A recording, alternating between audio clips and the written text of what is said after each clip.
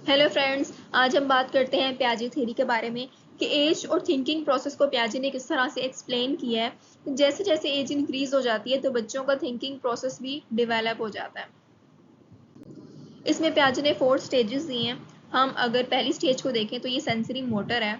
इसमें दो चीज़ें हैं, sensory and motor. Sensory means hearing, smelling, touching and motor वो होता है कि आप किस मसल्स को मूव कर रहे हो या आपकी ब्रेन की डेवलपमेंट हो रही है। ये पैदा होने से लेकर 2 साल के बच्चे तक होता है। इसमें क्या होता है कि understand the world through senses and actions, कि आप सेंसेस के थ्रू और एक्शंस के थ्रू जो है वो वर्ल्ड को अंडरस्टैंड करते हो, दुनिया को देखते हो, दुनिया को अंडरस्टैंड करते हो। सेंसेस मीन्स के हेयरिंग से, अपनी टचिंग से, अपनी मसल्स की मूवमेंट से, हाथ पाँव को हिलाना या अपनी सेंसेस को यूज़ करके अगले बंदे को अपनी बात समझाना, कि जैसे कि मैंने पानी पीना है या मुझे नींद आ रही है। जैसे कि बच्चा रोने लग जाता है तो माँ को पता चल जाता है कि अच्छा अब इसको नींद आई है, या अब ये इरिटेट हो रहा है, या अब इसका डायपर चेंज करना है, समथिंग एल्स। नेक्स्ट हमारे पास स्टेज है प्री ऑपरेशनल स्टेज। प्री का मतलब होता है पहले एंड ऑपरेशनल का मतलब होता है थिंकिंग। ये इसका मतलब है लॉजिकल थिंकिंग से पहले की स्टेज। कि मतलब ऐसे जो बच्चे होते हैं उनकी इलॉजिकल थिंकिंग होती है, उनको चीज़ों को समझना नहीं आता होता इतना। ये होता है 2 साल से लेकर 7 ईयर्स के बच्चे तक।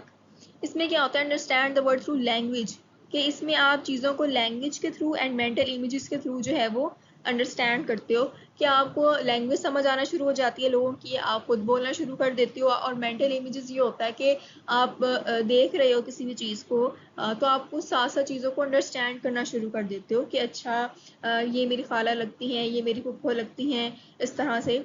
लेकिन जो आपकी इलॉजिकल थिंकिंग होती है उसमें क्या होता है कि आपको हकीकत का पता नहीं चलता। इसमें एनिमिज्म का एक बहुत बड़ा कॉन्सेप्ट है कि आपको ये नहीं पता चलता कि क्या चीज़ हकीकत है, हकीकत में है, और क्या चीज़ नहीं है।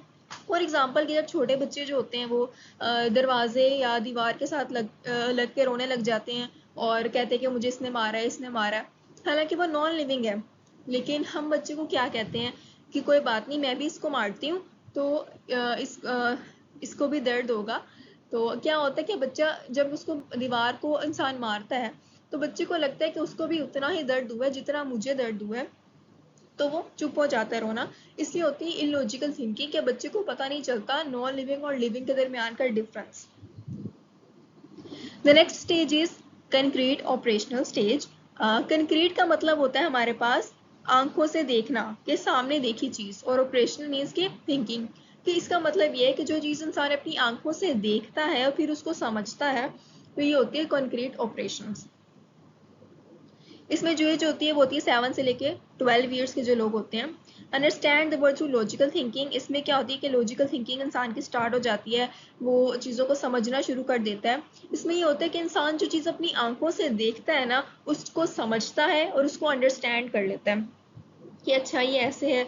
बच्चे जो है वो खुद ही स्कूल से घर आ जाते हैं इस एज के अंदर, उनको रास्तों का पता चलना शुरू हो जाता है, उनको हर चीज़ अंडरस्टैंड होना शुरू हो जाती है। जो चीज़ वो अपनी आंखों से देखते हैं वो चीज़ अंडरस्टैंड करते हैं। नेक्स्ट है हमारे पास फॉर्मल ऑपरेशनल स्टेज। फॉर्मल का मतलब होता है प्लानिंग एंड ऑपरेशनल का मतलब होता है थिंकिंग। कि जो चीज़ आप प्लानिंग के थ्रू कर रहे होते हो उसको हम फॉर्मल ऑपरेशनल स्टेज कहते हैं। ये होता है कि 12 ईयर्स से जब बच्चे बड़े हो जाते हैं तो उनको फॉर्मल ऑपरेशनल स्टेज के अंदर पियाजे ने डिफाइन किया है।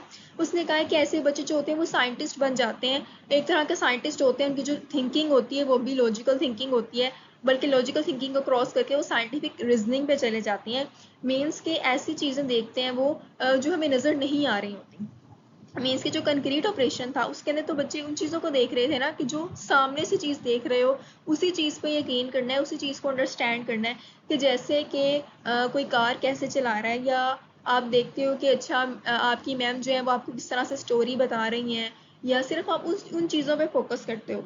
लेकिन जब फॉर्मल ऑपरेशनल स्टेज आ जाती है तो उसमें आप उन चीज़ों को भी अंडरस्टैंड करते हो जिनको आप आंखों से नहीं देख सकते। जैसे कि अगर आप जो है वो लैंड एरिया पे रहते हो तो आपने समुंदर को दूर दूर तक नहीं देखा इस एज के अंदर। तो जब आपसे आपकी मैडम जो है वो कहती है कि अच्छा आप मुझे बताएं कि समुंदर के बारे में आप कुछ एक्सप्लेन करें मुझे, लेकिन आपने रियल लाइफ में या इस एज के जो बच्चे हैं उन्होंने रियल लाइफ में समुंदर तो नहीं देखा, लेकिन फिर भी उनको ये चीज़ें समझ आना शुरू हो जाती है, अंडरस्टैंड करते हैं वो इस चीज़ को और बताना शुरू कर देते हैं कि अच्छा मैम वो ऐसे है, वो बहुत गहरा है, बहुत बड़ा है, उसमें पानी पानी है, इस तरह से चीज़ों का एक्सप्लेन करते हैं। और कोई कुछ भी उनसे क्वेश्चन किया जाए तो वो अपने माइंड के थ्रू उन चीज़ों को बताना शुरू कर देते हैं। जबकि जो कंक्रीट ऑपरेशनल वाले होते हैं उनकी होती लॉजिकल थिंकिंग है, लेकिन वो सिर्फ उन चीज़ों को देखते हैं कि जो चीज़ें उनको सामने करवाई जाती हैं, आंखों के सामने।